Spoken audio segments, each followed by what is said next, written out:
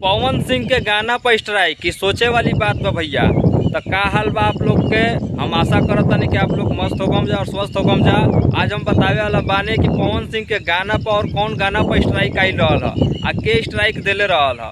तो जाना तरह जा उ फेक स्ट्राइक रहल ह। अभी जौन ट्रेंडिंग में गाना चलता बुलुकी सड़िया पवन सिंह के, वो गाना पर स्ट्राइक आई रहल ह। आ जौन लड़का स्ट्राइक देले रहल ह सुने में आवता कि दूसरा के कहला पर देले रहल, अपना जबान से वो बोलले बटे आ माफी भी मांगता।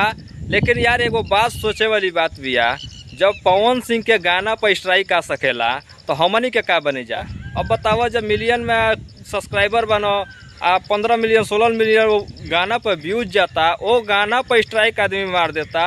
हालांकि 1 घंटा खातिर तो स्ट्राइक आई रहुए, लेकिन उतने में पूरा भोजपुरी समाज में तुम्हें तहलका मचा दिले रहुए। ये बात सोचे वाली बिया कि यार कुछ भी आदमी कर सकेला, दिमाग इतना आदमी चलावता आजकल के, सोचे वाली बात बिया। आई लोग जब हम देखनी है कि सोशल मीडिया पर चारों तरफ ये न्यूज चलता, तो यार हम कहने कि सही बात हो सकेला तबे ना सोशल मीडिया पर चलता। तो कहने को रुका हम एगो वीडियो बनाई। यार जब हम कहतनी कि इतना बड़ा चैनल पर स्ट्राइक आ सकेला, तो हमनी के तो एगो छोटा यूट्यूबर न बनी जा। 10-12 गो सब्सक्राइबर हमार बना जा, केहू 2 मिनट में उड़वा दी हमारे चैनल में। स्ट्राइक के तो बातें छोड़ो, स्ट्राइक ना डायरेक्ट हमारे चैनले उड़ जाई। तो भाई ये गलत बात बा। केहू मेहनत करता, पवन सिंह होखस, खेसारी होखस, चाहे केहू भी होखो, मेहनत करके आगे बढ़ता। यार मेहनत करे के चाही। जैसे अब हम बोलतनी तो हम मेहनत न करतनी। यार मेहनत करके कोनो भी चीज़ के आगे बढ़े के चाही।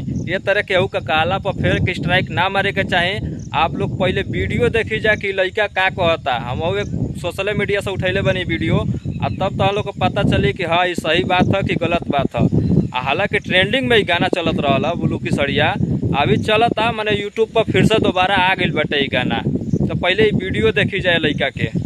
मैं ऋषु कुमार यूट्यूब का काम देखता हूँ, और कल मैं संदीप रोय के गाने पे मैंने गलती से एक स्ट्राइक मार दिया। फोन पे गाने को कल जो रिलीज हुआ था सड़िया बुलुकिया, उस पर मैंने स्ट्राइक मार दिया। फेंक स्ट्राइक मार दिया संदीप रोय के गाने पर। मेरा पेमेंट रखा था, वो दबा दिया जाए, ऐसा करोगे तो तुम्हारा पेमेंट देंगे। तो मैंने गलती से उनको स्ट्राइक मार दिया। जो भी इसके बाद ऐसे गलती हमसे कभी नहीं होगा, और जो भी इसके बाद से स्ट्राइक मारता है फेंक, उससे हाथ रुक के निवेदन है जैसे गलती ना करे। मैं भी गलती नहीं करूँगा इसके बाद से। तो भाई लोग देखनी है जना वीडियो। हमारा कहे के मतलब ये बा कि आपके अगर तरक्की करे के बा, यार आसमान पर जाए के इतना शौक बा, तो टैलेंट अपन दिखावो, ना कि दूसरा के कहला पर गढ़ा में कूद जा। अगर गायकी आवता तो गायकी कर, हीरो बने के क्षमता बता हीरो बन, इंजीनियर बने के बता इंजीनियर बन, मास्टर बने के बता मास्टर बन। यार दूसरा के कहला पर ये सब काम ना करे के चाही। कोई भी मेहनत करता तो ओकर मेहनत के बर्बादी ना होके के चाही। आ जब पवन सिंह के टीम वाला जब इनकरा लगे पहुँचना हो जा, तो दिमाग आकाशे उड़े लगल ह। आ फिर बाद में इनके माफ़ी वाफ़ी मांगे के पड़ल ह। तो ऐसा गलत काम केहू के ना करे के चाही। आ हमरा कहे के मतलब ये बा कि अपन संघर्ष कर और जीवन जिय। ई ना कि दूसरा के कहला पर फान जा कहीं, तो बाद में तो मुँह फुटबे करी तहरे, दूसरा के ना फूटी। तो हम आशा करतनी कि आप लोग के वीडियो हमार भी अच्छा लागल होई। अगर अच्छा हमार वीडियो लागल हो तो हमारा भी चैनल का सब्सक्राइब करिए जा, और बेल आइकन का दबावे के मत भूलिए जा। ये लिए कि हमारा अभी 10-12 को सब्सक्राइबर बना जा, का पता कि वो अबे उड़वा दे हमारे चैनल में, तो हम गई नहीं काम से। तब यह सपोर्ट करी जा तनी हमरों के।